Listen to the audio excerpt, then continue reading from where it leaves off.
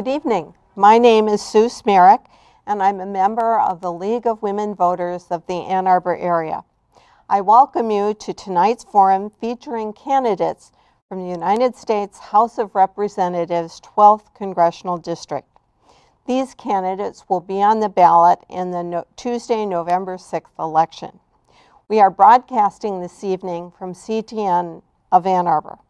The League of Women Voters is pleased to be sponsoring these forums.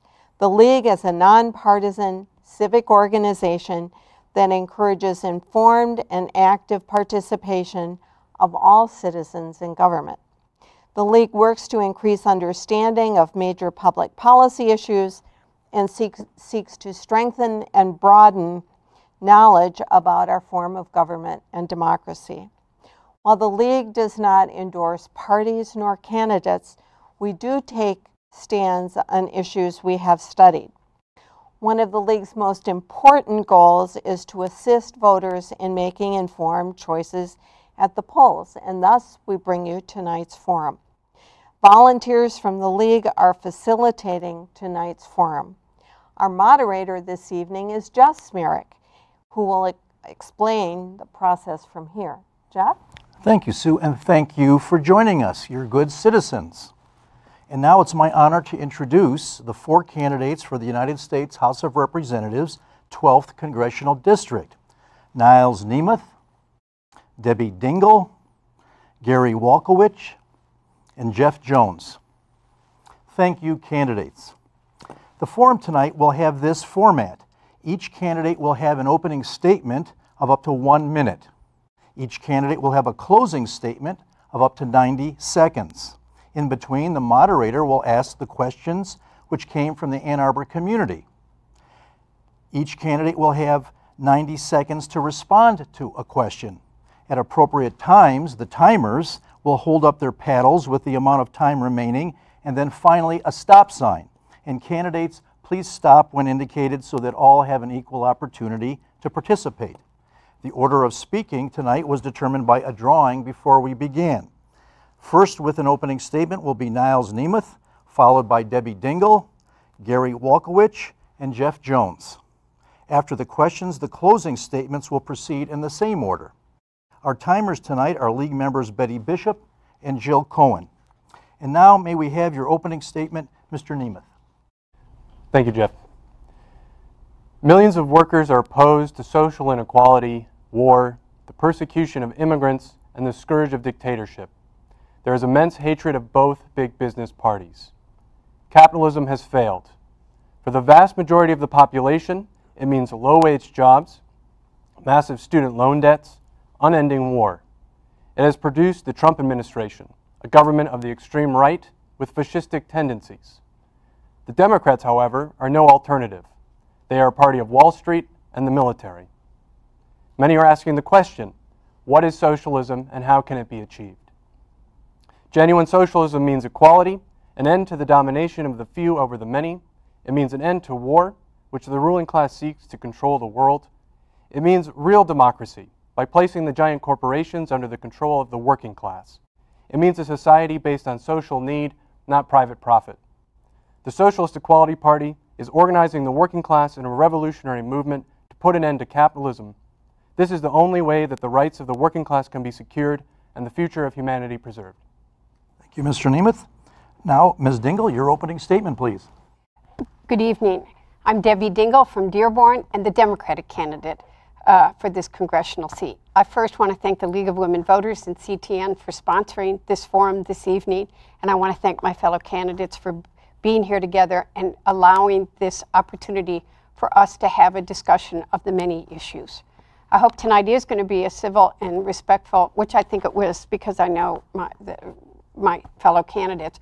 I'm deeply concerned about what is happening in this country right now, and that people are trying to divide us with fear and hatred. There are many issues that people are concerned about. I hope that we will be talking about all of them, ranging from the economy, the fact that I believe that every American's got a right to quality, affordable health care, that they've got a right to breathe clean air and drink water, and I hope we have a broad conversation about these many issues this evening. Thank you. Thank you, Ms. Dingell. And now, Mr. Walkowicz, your opening statement. Thank you, Jeff. My name is Gary Walkowicz. I live in Detroit. I'm a longtime auto worker at Ford Motor Company. And in my time at Ford, I've been elected multiple times as a UAW representative in my plant by my co-workers. At my time as a UAW rep and as a line worker, I've organized against the speed up and the unfair working conditions we face in the workplaces. And I've organized against wage concessions, against benefit concessions. I've organized against two-tier wages, which I believe are bringing down the standard of living of working people everywhere. In 2016, I helped organize a petition campaign to get the Working Class Party on the ballot in Michigan, because I believe that both major parties stand with and for the wealthy.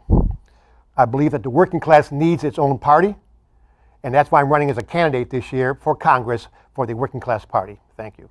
Thank you, Mr. Walkowicz. And now, Mr. Jones, your opening statement. I could run my entire campaign on two topics. Maybe they're a little bit outdated, but maybe it's taken 2,000 years to seep into our souls. And there's the love your neighbor as yourself, and the love of money is the root of all evil. Those two things together make interesting politics. But I am the father of 11 children, 14 grandchildren. I've been a pastor for almost 30 years. I've been in the ministry for about 35 years.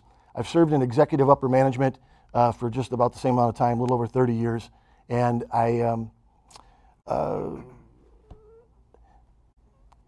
my appetite's to help people, and I just have a desire to get engaged. 24/7, I live it. So, Thank you, Mr. Jones, and thank you, candidates. And now to the questions. Our first question goes to you, Mr. Namath. It involves hyper-partisanship. Historians are saying that our current politics in Congress may have become as partisan as they have ever been since the Civil War. How can Congress become less hyper-partisan and work together? Well, that's I think that the question of hyper-partisanship, I think it's a false way of looking at the issue. I mean, what are really the options that people have to represent them in Congress? Is there a party that represents the working class? I don't think there is. I don't think the Democrats or the Republicans speak for the working class. They may have these superficial divisions and fights over certain issues, but they agree on the fundamental issues. They agree on the defense of capitalism. They agree on the defense of social inequality, and they agree on the exploitation of the working class. So really, I think it's a question of who's being represented in Congress, and it's not the working class; it's the capitalists. Thank you, Mr. Namath. Ms. Dingle, also to you. I share that concern that many do about the partisan bickering that we are seeing in this country. I think that the last election, which certainly concerned me, was a reflection of people being tired of partisan bickering and wanting to see people get things done. I think all of us share many of the same values, though we may have different perspectives and may have different approaches. I do believe in the free market system. But I have always made it an effort to work across the aisle, to listen. God gave us 2 ears and 1 mouth for a reason, to listen to each other, to learn and to respect each other, to try to find the common ground. Compromise, as far as I'm concerned, is not a dirty word. I don't know it all. I don't think any of us know it all at this table, but I think that we've got a lot of problems facing this country, and I think that we've got to figure out a way that we are going to work together. I'm very proud of the fact that on gun control, that I worked with my Republican colleague Fred Upton and drafted and introduced a red flag bill that would give law enforcement a tool to help and social workers to keep guns out of the hands of those that should not have guns. I'm working with them right now on PFAS. There are a number of issues, and I think we're never going to get Medicare for all if we don't try to find a way to work with everybody. So I think my record speaks for itself. I reach across the aisle, but I know what my values are and I know what I stand for.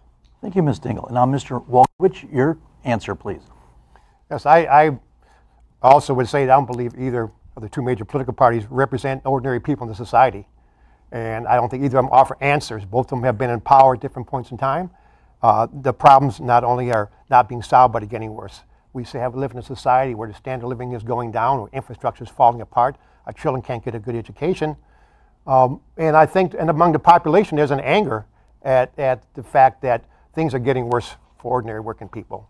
And so I think the partisanship you see in Washington is really not reflective of how people feel. There's the anger that they feel is against their situation.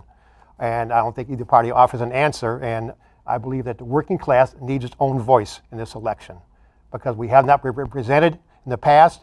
And I think that only the working class can present solutions that would improve its situation. Thank you, Mr. Walkowicz. And now, Mr. Jones, also to you. Well, again, I think we need to return the voice back to our community. Lobbyist dollars are really debt, and that debt gets paid back through, we'll say, favors or concerns that deal in Washington. So if we could return our congressmen to our communities, and I think we have the technology today to do that through Zoom or Skype or something like that, we could be here more than there because when they're in Washington, they get influenced in a different direction. So if they were in our community, I believe our voice would be recognized a lot better, and that would resolve the issues. Thank you, Mr. Jones. And you actually have the first of the next question. The White House and the Federal Environmental Protection Agency have weakened or eliminated regulations for the protection of our environment. At the same time, Michigan is experiencing historic threats to our environment. There are many examples: the Flint water crisis, the Gelman 1,4-dioxane plume in Ann Arbor, the contamination of the Kalamazoo River, contaminated water in the Detroit schools, the PFAS contamination of our groundwater, the risk of a massive oil spill into Lake Michigan and Lake Huron from the deteriorated Line 5 we're running under the Mackinac Bridge. What are your priorities and strategies for protecting Michigan's waters? Well, again, these problems are real. They're everywhere. They're not limited to pockets. They're through just part of our construction things with using lead pipe through early days, but certainly some of that information could have been controlled, and we need to be a lot more concerned about the people that are serving in those committees that could affect those issues. I am working with a company called QCI out of Ann Arbor that actually can resolve the dioxane problem. Unfortunately, it gets fought politically not to resolve some of these issues. And I've also with some of the contamination, what they've come up with is a microwave system for MSW as well as the ground, brown districting, and water can actually be run through the system as well, which completely purifies everything 100%. You can actually take hospital waste and make it into productive biomass that's completely free and organic. And these are some of the things that are out there, but DTE and the Levin brothers, who would love to keep their landfills going and those sort of things happening, those are part of our contamination problems, and they could actually be changed and affected very easily with this new technology. Thank you very much. And to Mr. Namath, same question to you, sir. Well, capitalism is producing an environmental disaster that threatens the future of life on Earth. And we're seeing it here in southeastern Michigan with the issues that you raised, whether it's the lead poisoning in Flint, which, by the way, Flint, they still don't have a reliable source of water. The water system hasn't been fully replaced. The contamination of PFAS, it seems that everywhere they look, they find this carcinogenic chemical. And a solution to these problems, and including the problem of global warming, is blocked by the subordination of production to private profit and the division of the world into nation states. A rational approach to sustainable energy that allows for a vast increase in production to meet social needs requires scientific planning. And so too does the issue of contaminated water and all of the other environmental problems that we face here, including air pollution. It requires scientific planning, but that's blocked by the profit motive that motivates all of the industries that operate in southeastern Michigan and operate all over the world. I think there needs to be a $1 trillion public works program run democratically by the working class to rebuild this country's infrastructure and to make sure that everyone has the right to clean water, everyone has the right to clean air, and everyone has the right to health care. Thank you, Mr. Namath. And Ms. Dingle. I think that we've got some very serious problems on the environment, and this administration is taking us backwards, not forwards. Every budget that President Trump has submitted since he's been president has eliminated funding for the Great Lakes restoration. The Republicans and Democrats together have not only restored all of those dollars, but have increased spending in that way. We should never have left the Paris Accord when we need to be part of a global approach to solving our environmental issues. I agree with, I think everybody here would agree that we have a very broken infrastructure. And infrastructure is not just roads and bridges, but is fixing a very broken water delivery system. Now we've got crises in school systems, throughout, not only here in this state, but throughout the country in terms of old lead pipes that children are drinking lead with water. PFAS is the most recent issue. We still do not have one national standard for PFAS. We have to have this administration and Republican members of Congress stop blocking efforts to try to establish these things. I believe every American has a right and should be able to breathe clean air and drink safe water, and we all have a responsibility to work together to make sure we continue to clean up the environment, don't go back and roll back regulations. Thank you, Ms. Dingle. Mr. Walkowicz, to you, sir. The threat is not just to the water in Michigan, it's a threat to the whole planet. Global warming is real. It's putting us all at risk. Corporations are allowed to emit pollutants like CO2 and other greenhouse gases into the atmosphere as they wish. They pollute the water and air, especially near working class communities.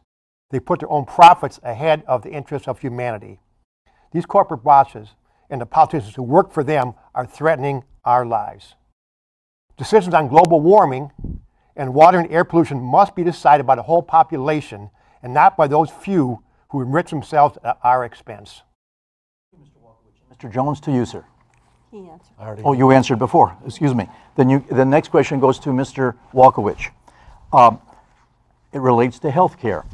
Congress has repeatedly attempted to repeal the Affordable Care Act, yet has been unable to stabilize the health care system. What do you think are the best approaches for improving access and affordability to health care? The U.S. spends more money on health care than any country in the world, but yet life expectancy, infant and maternal mortality, and other health care outcomes in the U.S. rank below many other countries. The problem is that much of the money spent on health care in this country does not go to health care. Much of the money that's spent on health care ends up in the pockets of drug companies, insurance companies, and hospital corporations for their profit. Health care should not be about profits. Health care is a human right. The means exist to provide good, affordable, universal health care for all people in society, and we must have it. Thank you, Mr. Walkowicz. And Mr. Jones, to you, sir.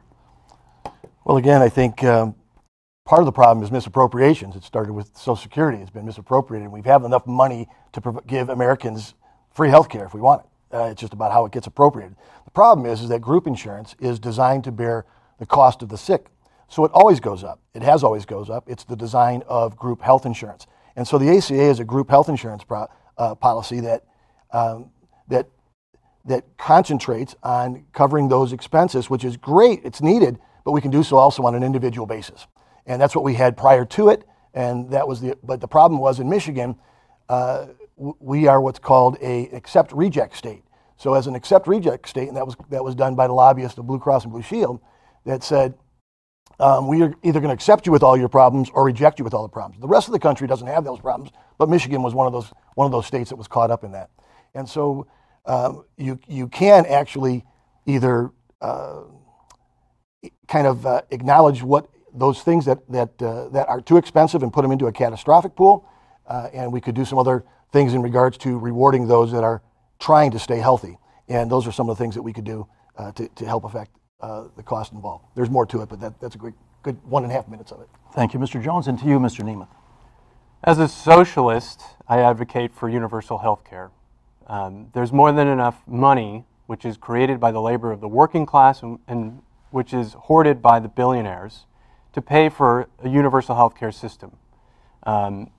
A bill was just passed in Congress giving $700 billion to fight war. Every single Democrat, I believe, voted for it. And they can find money for war, but they can't find money for universal health care. I think we need to eliminate the profit motive in health care, eliminate the insurance companies, and guarantee everyone the right to health care. Obamacare was it's a scam.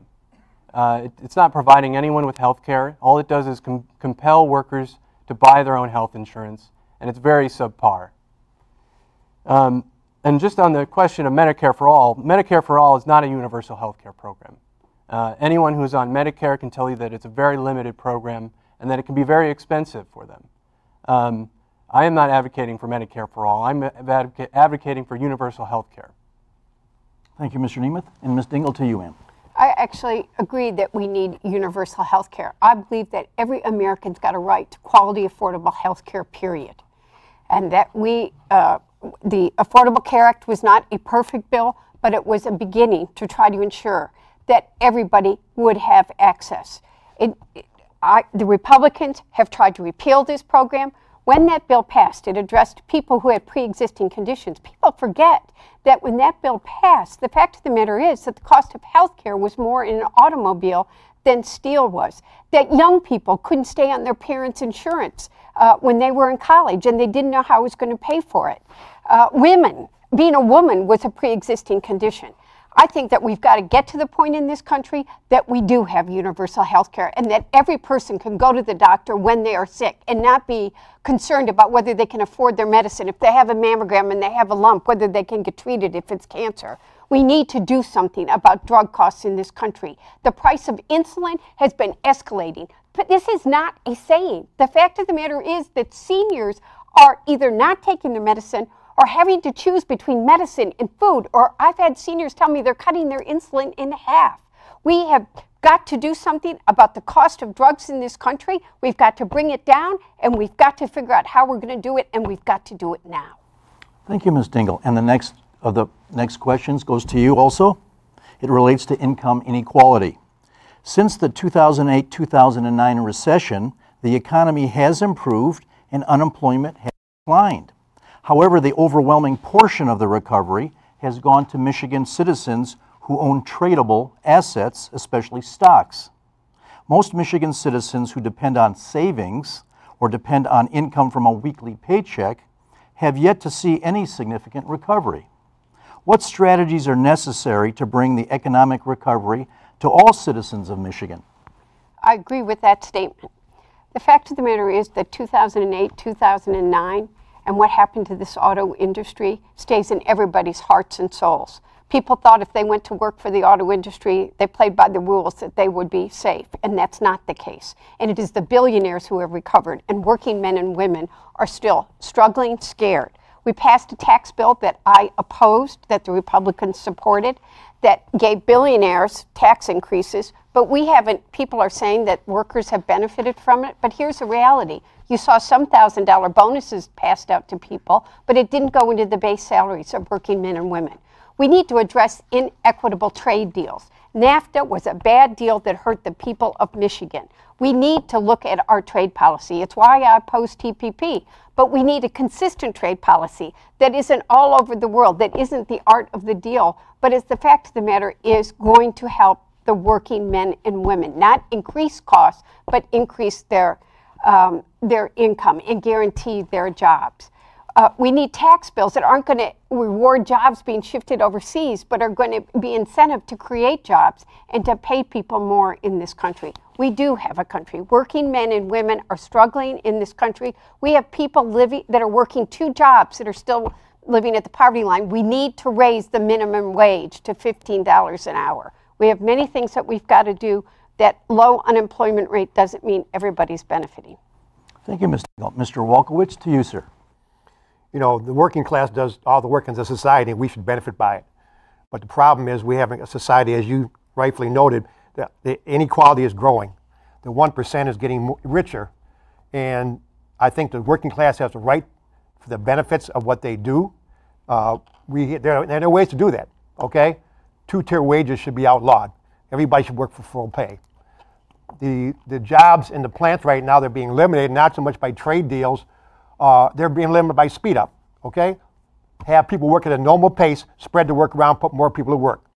The infrastructure in this country is falling apart. The money is there to fix it, but yet the money is being spent, given to the corporations in terms of tax breaks and tax giveaways, okay? Use the money that we pay in our taxes to put people to work, okay? To rebuild the bridges and the roads, to build new hospitals, new schools. We need to use that money for what we pay taxes for, okay? Put people to work, like pay everybody decent wage. The money's there to do that. That's what's going to eliminate income inequality in this country. But I'm going to say this, I don't believe it's going to be changed by legislation. History has shown that changes like that only happen through a struggle and a fight by the working class, and that's what it's going to take to eliminate income inequality in this country. Thank you, Mr. Waltrich. And Mr. Jones, to you, sir. Well, again, if I understand the question correctly, it's about income inequality, and I believe that equality is an opportunity and income is an effort. If we return ethical values to another generation, I think we can create that equality and create that income. There's a very simple math that is taught about 5th grade level called the Rule of 72. And the Rule of 72 is really simply to understand exactly how our economy works. It talks about inflation. It's very just division and multiplication, and we can resolve a lot of issues by teaching that and training the next generation to not be dependent on Social Security, to not be dependent on Medicare, to not be dependent on the government for the opportunities that they could earn. We enslave a generation by the things that we've done over the last 50 years, and I believe we need to empower them. And empowerment comes through an educational process that I believe that we are very capable of instilling into public education. Thank you, Mr. Jones. And Mr. Nemeth, to you, sir. Social inequality is the defining feature of American and global society. It infects every institution, it corrupts every political body, from the White House to Congress to the Supreme Court. And there's not a single social program or social problem that can be addressed without a frontal assault on the wealth and prerogatives of the rich. There needs to be a fight back by the working class, but the working class needs a political program to lead that fight, and that's socialism. We believe that there shouldn't be billionaires. We should confiscate their wealth, and it should be used to the benefit of the working class. I mean, you just think about the wealth that a few individuals have. Jeff Bezos is worth $160 billion. He made $60 or $50 billion in the first 6 months of this year. That was enough to pay every single one of his employees a $100,000 bonus. Just 3 people own as much as the bottom 150 million people in this country. And these characteristics totally skew everything from the political system. They talk about the corruption of money in politics. Well, it's certainly true. Billions of dollars are spent every year to buy the best politicians that they can. And we think that is wrong, and that needs to change, and that's going to be through a fight by the working class for socialism. Thank you, Mr. Nemeth. And then the first of the next question goes to you also. It relates to education.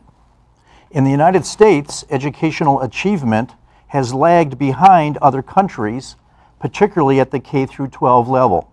In addition, there are vast disparities among our school systems. At the same time, college education is ever more costly and inaccessible. What are your solutions for improving the quality of education in the United States, and particularly here in Michigan? Well, education is a social right. Everyone has the right to a high quality education. Obviously, that's not happening now. There's been a relentless assault on public education in this country over the last several decades through the implementation of charter schools, through privatizations. There's been an effort to take the money that's been invested in public education and use it to make profit. And this has been detrimental to school children in Michigan and throughout the country. You just think about the despicable state of schools in Detroit. I was at a hearing about the lead in the water, and they said that it would cost $500 million to repair all of the infrastructure problems in Detroit public schools. But they said they had no idea where they were going to find the money. They couldn't come up with $500 million. But on the other hand, billionaire Dan Gilbert just got $650 million from the state legislature to build 4 buildings in downtown Detroit. So when it comes to giving money to the billionaires to build their buildings, they have no problem finding the money. When it comes to putting the money into schools, they're not going to do it. They don't want the population to be educated. They don't want people to know what their rights are. They don't want people to stand up and fight back. And they don't want the working class to fight and to wage a fight for socialism, for their rights. Thank you, Mr. Nemeth. And to Ms. Dingle, to you also. We have a crisis in this country and in this state. Michigan used to be known for being an education state. We've stopped investing in our young children. Investing in public education is absolutely critical. It is something that's done at the local level, and different communities have different tax bases, and that's a crisis. We need to figure out how we're going to invest The 0 to 5, we know now that the most important time in a child's life is from birth to when they're 5 years old. We need to ensure in that when we talk about, we have to stop demonizing our teachers, but instead reward them. Teachers now have become social workers. They don't have enough money. We don't pay them enough. We demonize them for what they are doing. We don't value them enough, and then they have to pay for their own supplies. Then we need to talk about higher education, where we need to, not every student needs to go and get a degree from we need to invest in skilled trades again. And the fact of the matter is, can you imagine this world without a carpenter or an electrician who can make six-figure incomes? We need to invest in many different ways, and we need to have a real conversation about education and investing where it matters. Thank you, Ms. Dingle. Mr. Walkowicz, to you, sir. You know, we live in the richest country in the world, but the state of education in this country is criminal, especially in the working class communities. The lack of resources, the schools that are falling apart, can't even provide clean water to our students. They can't pay teachers, won't pay teachers enough to even get enough teachers to want to teach anymore. If you're from a working class family and want to go to college, your choice is to go in debt for the rest of your life to get a college degree. It's really criminal, and there's no reason for that. The resource and the money exist in society in order to have a good education system. What would it take to do that? Stop bailing out the banks, okay? Stop giving money away to the corporations. Stop spending all the money on wars around the world and building up our military when there's no need to. Use that money for the education of our children, and especially in working class cities and towns where the situation is the worst for our education of our children. Thank you, Mr. Walkowicz. And Mr. Jones, to you, sir. Right. We need to equip our teachers so that they don't have to take money out of their own pockets to decorate their walls. We could do that, I believe so, in a very unique way. And we need to allow children to experience education. That is what we can draw out of them rather than what we force into them. That means we need to have a paradigm shift of education.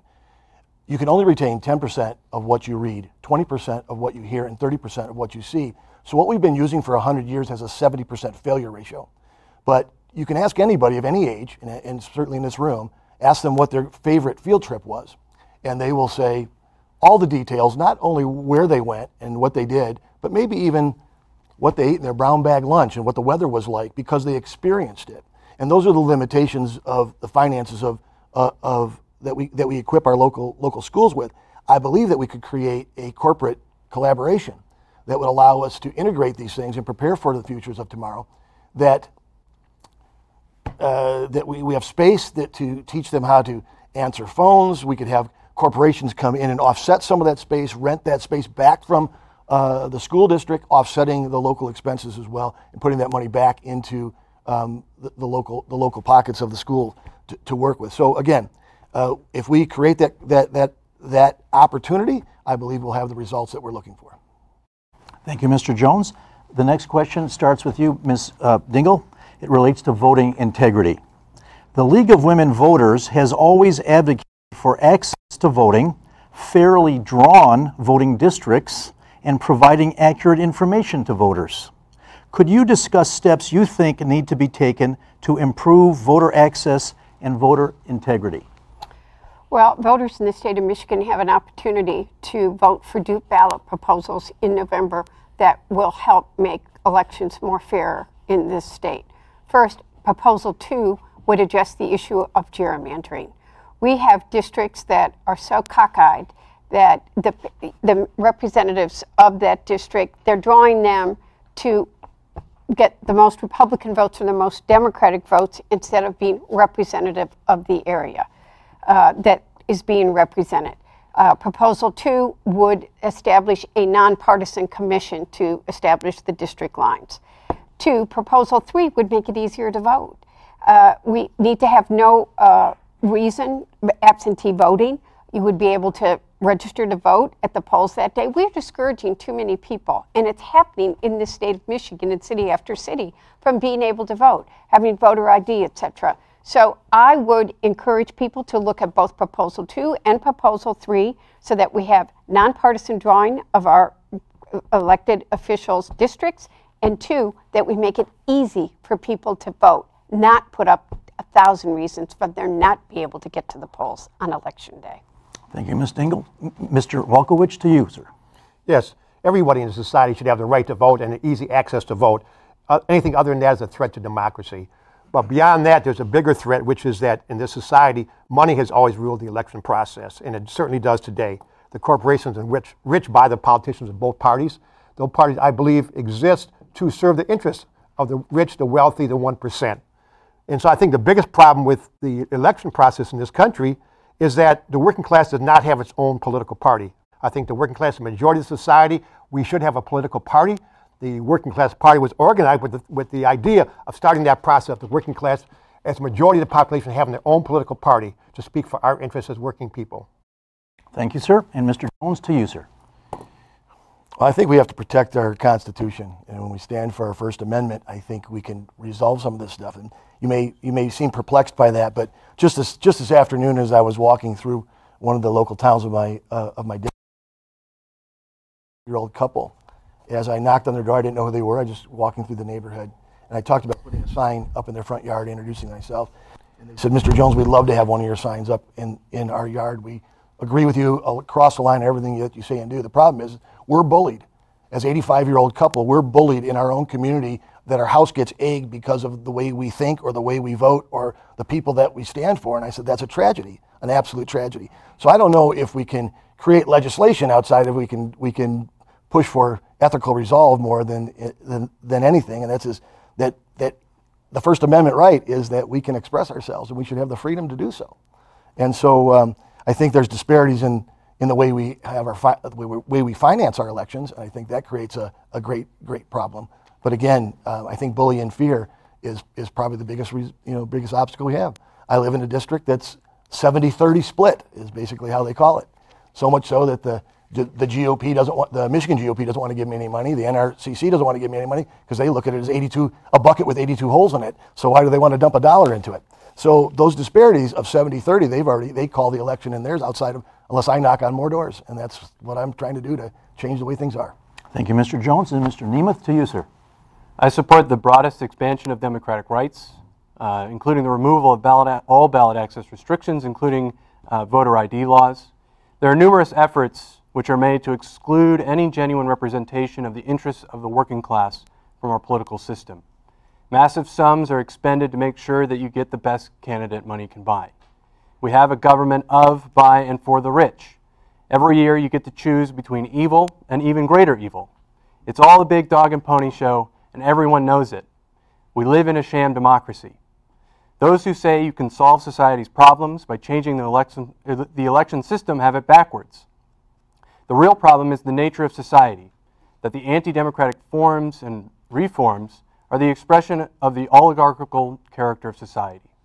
The greatest share of a worker's life is spent not under democracy, but under the dictatorship in the workplace.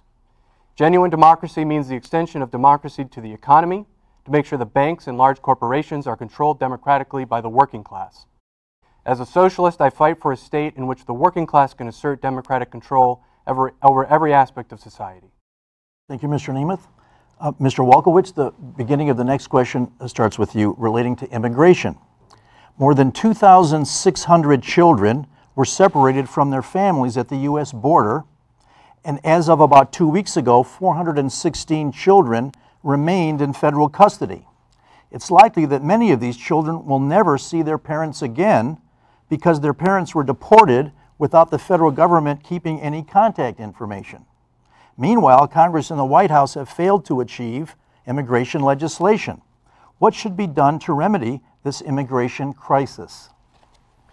You know, what's happened to those children who were separated, it's really criminal, but it's part of a bigger situation here in terms of immigration. They try to use immigration, first of all, to divide working people, okay, between native-born workers and immigrant workers. I believe every person who comes to this country to work, to find a job, should come here as a full citizen, have full citizen rights. The corporations and the bosses use their illegal status of immigrants in order to keep them working harder for less money, in order to better exploit them, in other words. And if these workers immigrant workers had full citizenship status, they would not have to accept those kind of conditions, number one. If working people saw each other as allies instead of trying to pit us against each other, we will be stronger as a working class to try to fight for rights for all. The immigrants who come here do not take jobs from people. That's a false premise, okay? Every person who works spends money, and when you spend money, you create more jobs. So it's not a matter of taking jobs from native-born workers. The issue is that all workers are exploited in working class in this country, and they try to use immigration as a false propaganda to try to divide working people. So as I said again, I believe everybody who comes here looking for work should have full citizenship rights. Thank you, Mr. Wolkowicz. Mr. Jones, to you, sir. Well, we have laws for a reason. And when people break those laws, there's consequences. You can choose anything you want in America. You just can't choose the consequences of your choices. And that being said, children on a daily basis throughout America are separated from parents that break the law and are left parentless because the parents made a choice to break the law. And we have laws, and we're going to abide by those laws. I think we should be law-abiding citizens. So when people come into the country illegally, then there are laws to stop that from happening. So I guess don't do the crime if you can't do the time. But America was built on immigration, and we need to work on immigration reform. And before they come to our doors, or there should be some other process involved that we work on before they get here or as they get here to process in a different manner. But laws are laws, and I think we should have law-abiding citizens and support those laws. Thank you, Mr. Jones. Mr. Nemeth, to you, sir. Well, Trump's attacks on immigrants and Muslims are horrifying and criminal. They've torn families apart, and now they're imprisoning families together. It's just been reported that thousands of children are being sent to a detention facility in the desert in Texas under horrific conditions. They talk about finding nooses in these cells. These people aren't criminals. They're workers, and they're children. I mean, it's outrageous that they're imprisoning children. And it's not just the Republicans. It's not just Trump. Under Barack Obama, the Democrats deported more people than ever in American history. Millions of people were thrown out of this country. Obama earned the nickname of deporter-in-chief. And it's an international problem. I mean, in Europe and in Africa, people are being driven from their homes as a result of 25 years of war waged in the Middle East by the United States with the support of Republican and Democratic administrations. Our position is for the abolition, not just for the abolition of ICE, but the end of detentions, the end of deportations. We want to open the borders and unite the international working class. Everyone should have the right to live and work where they please, without harassment and with full citizenship rights. As a socialist, I say to American workers that workers in other countries and immigrants are not our enemies. They are our greatest allies, and we must resist every effort to divide us against each other. Thank you, Mr. Nemeth. And Ms. Dingell, to you, ma'am. This country is in very serious need of comprehensive immigration reform. When we talk about tearing children away from parents at the border, they're not criminals. There's the grandmother that tried to come into this country with her 2 granddaughters. Their mother was legally residing in this country and was sending money back to her mother and to her children. One of the gangs found out that they were getting money from America, came, beat up the grandmother, and tried to put the 2 daughters into human trafficking. The mother was kind. Where is our heart and our soul as Americans? When you meet these DACA children who have lived here their entire life, the only country they know is America. They want to work here. They're paying taxes. They're serving in the military. Let me tell you the story of Dearborn and the young children. Who wasn't one child. The first child was 8 years old and said, right after the president became president, he is dividing this country with fear and hatred.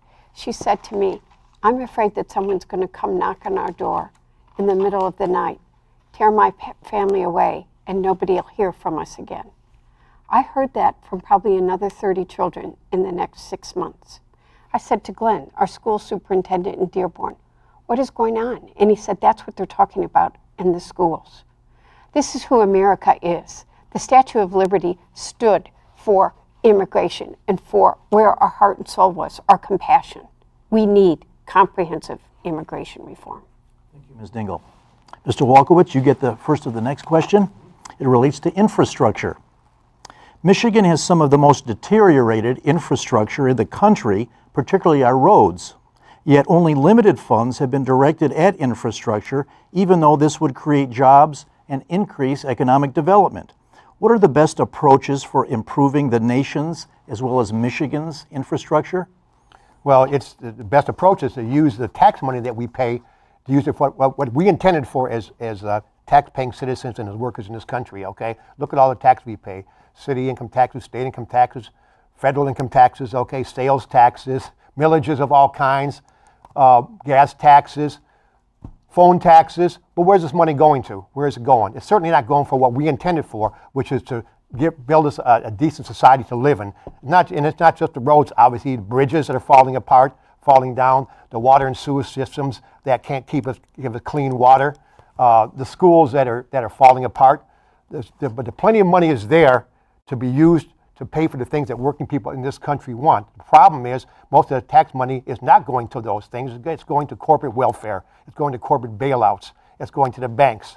So yes, the solution is to take the money that we pay as taxpayers and use it for what we intended for. Mr. Walkowitz, Mr. Jones, to you, sir. Well, I think the problem with our infrastructure certainly has to do with our bid processing on concrete. Certainly Michigan is a little bit different than every place else, and a lot of people don't understand it, but because of our high water tables, our ground moves, and it moves all the time. So there's actually lobbyists that have made it so that you can't take a contractor to court because concrete is just the way it is, unless you're willing to add an extra bag of concrete to the mix. That's all it takes. If we add one more extra bag of concrete to the mix, we would get an extra 10 to 20 years out of our roads, out of our concrete, and every other application. Also the same thing with asphalt, and there are new technologies that we could introduce that are reasonable, but again, because of the bid process, because of lobbyist dollars, because of these things that are bought and paid for, we have an interrupt in that system. So I think that if we understood our water tables and our concrete, I think we could have roads that last like they do in Europe. Thank you, Mr. Jones. Mr. Nemeth, to you. Well, there was just recently a lockout of several hundred road workers here in Michigan because the contractor didn't want to pay their wages, didn't want to pay them good wages, didn't want to pay them good benefits, and they were locked out for weeks, and the roads were left unimproved. The governor threatened to use the National Guard to fix the roads, something which I opposed. I think it's a right-wing attack on workers to even suggest the deployment of the National Guard to fix the roads. It's obviously possible to fix the infrastructure. We have engineers and everybody who knows how to do it, but it's a matter of how is that going to be invested? How is that actually going to happen? I think it's going to take a mobilization of the working class opposed to the capitalist system, fighting for socialism, to get a real public works program, to rebuild the infrastructure all over this country, and to build new infrastructure, logical infrastructure, like trains to transport workers back and forth to work. And of course we have to look at the impact of deindustrialization here in Michigan and the impact that that has had on infrastructure. The factories have been left to rot and they're leaking toxic chemicals into the water. The water systems have been left to decay and they're leaking lead into the water. It's criminal what's being done to the working class. Really the rich have no problem with the state of infrastructure. Thank you, Mr. Nemeth. Ms. Dingle, to you, ma'am. I think the number one priority for Congress and the state needs to be to repair our broken infrastructure program. Some of my fellow candidates here have even talked about the fact that if we do develop an infrastructure program, that we will create jobs. And if we create jobs, we will have additional resource. It is not only our potholes, our crumbling roads, and our broken bridges, but we need to fix the water infrastructure system in this country. We need to have every citizen in this country have access to broadband so that everybody has equal opportunity. Our electrical grid system needs to be secured. It's one of our biggest potential national security crises. So this should be our number one priority, working together to fix a broken infrastructure in this country, to create jobs, and to secure this country. Thank you, Ms. Dingle, and thank you, candidates, for your answers. This brings us now to our closing statements. Mr. Nemeth, may we have your closing statement to begin? I urge you to vote for me, Niles Nemeth, on November 6th. However, my campaign is not just about votes. It is about mobilizing the working class in a mass political movement for socialism. Whatever happens next month, it will not change the basic course of politics in the United States. The Democrats and Republicans both represent the rich, and they are both moving sharply to the right. Every election they tell you to remember in November, to vote for the Democrats to secure change. Well, we've been sold this bill of goods 1,000 times. They say you have to vote for Democrats to stop Trump, but they are responsible for Trump. The real source of change will come through the class struggle. We have seen initial strikes and protests by teachers, hotel workers, Amazon workers, and UPS workers. After decades of suppression by the trade unions, workers are beginning to fight back. I say to workers, you have to take up this fight yourself. Nothing will be given to you. Only through the development of class struggle will it be possible to overturn a society dominated by a tiny elite. Humanity stands at the crossroads. Capitalism is leading mankind toward catastrophe. The horrors of the 20th century are re-emerging. Fascism, world war, and dictatorship.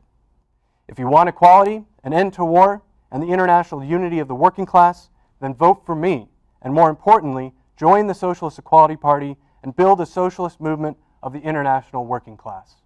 Thank you, Mr. Nemeth. And now, Ms. Dingle, your closing statement, please. I thank you for the opportunity to discuss these issues, which I think are important to all the citizens of the 12th District and to Americans across this country. I worry right now about the fundamental pillars of our Constitution, some of which we've discussed tonight: freedom of religion, freedom of speech. Our democracy, I think, is something worth fighting for.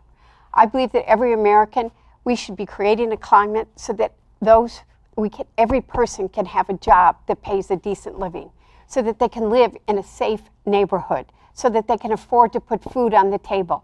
If they need to go to the doctor, be able to go to the doctor, be able to afford their medicine, educate their children, and have a safe and secure retirement. I don't view Social Security as an entitlement or a handout. People are put into it, and it's a promise that we have made to our seniors. We need to make sure that we are securing that. Every person has a right to be able to breathe clean air, to drink safe water. We have to work together so that we keep this country the wonderful country that it is.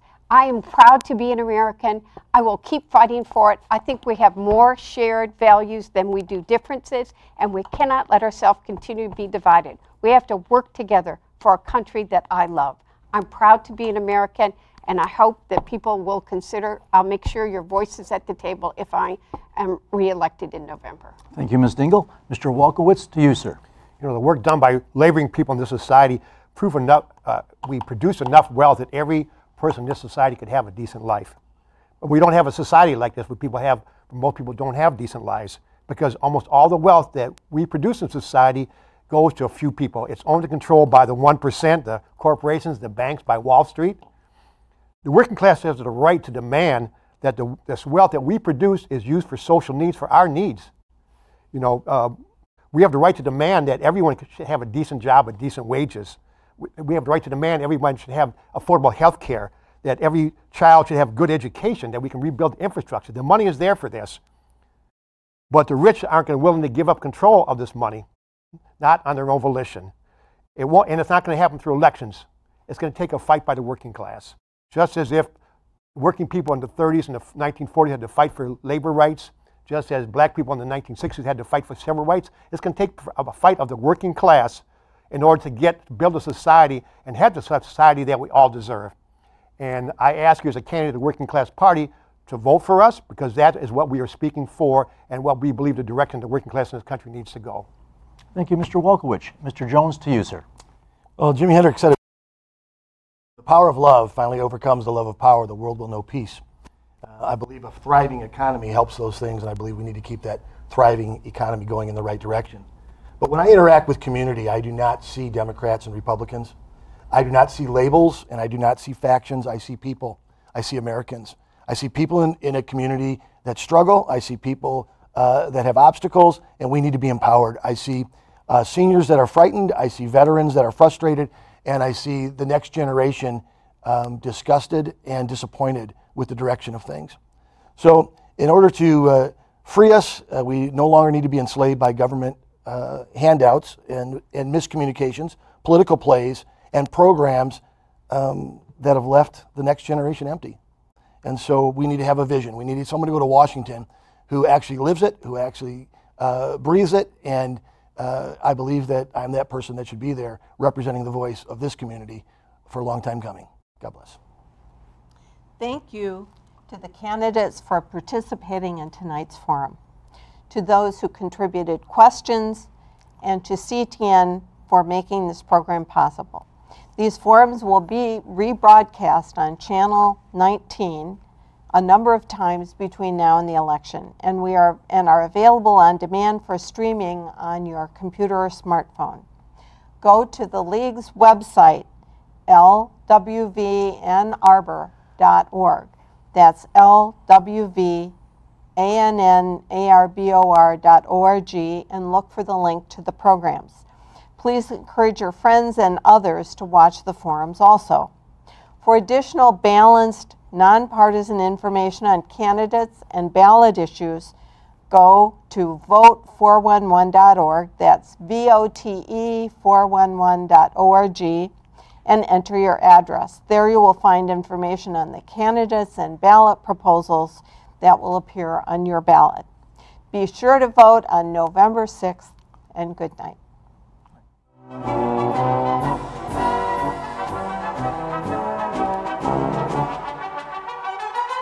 Thank